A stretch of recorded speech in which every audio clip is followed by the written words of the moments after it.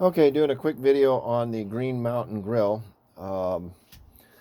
We've taken ours apart so we could paint it because it rusted out pretty bad, and a covered porch in like 4 years. So the problem you're going to have, and it's not in the video, is that you've got your auger tube and then you've got your igniter tube. Okay, and these aren't braced. There should be a brace between these two to hold them stout when you're reassembling into your burner box. Okay, so to get your burner box out, you're going to have to get your vacuum tube out of the way. There's 2 screws on the back side.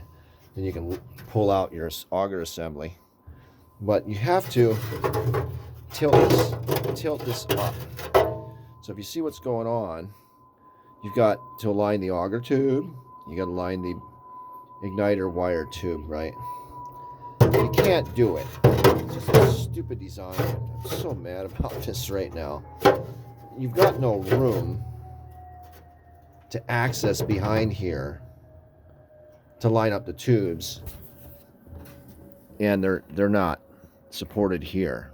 Okay, so if you put this together, you bolt this on, this won't flush mount to the side of the housing here and fit unless you get the tubes lined up. So let me see if I can show you.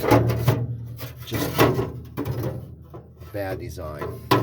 The way this stupid pot should be. Here's how this should be done. Okay, Green Mountain Grill. Listen to what I'm saying. Okay, so this piece should be removable, and your burn pot should sit underneath it, supported from the top with your screws. So this piece, instead of this burn pot's being mounted over the top of it, this piece should be removable. Your burn pot would be supported off the bottom of the grill by screws holding the burn pot up. Problem solved. Then what you could do, you'd take your top cover off, you'd have access to everything. And I know what you're doing. You're relying on the igniter wire to reline up the tube.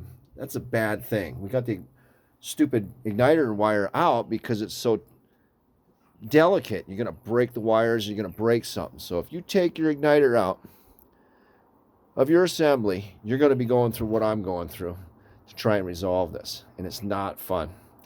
So what I'm going to do, I'm going to take some stout fencing wire. We got some strain wire for the field fence, and we're going to put the burn pot in. We're going to run the wire through for the igniter. The fence wire is going to go through that igniter hole, and I'm going to try and get that to go through the igniter tube, which is hiding down in there, and then slam the assembly together, and hopefully the auger will line up because it's stout. But look at this igniter tube. Look at that. Yahoo. And joy. Anyway, there you have it. So there's the improvement for making these things. Hopefully, I won't ever have to deal with this again.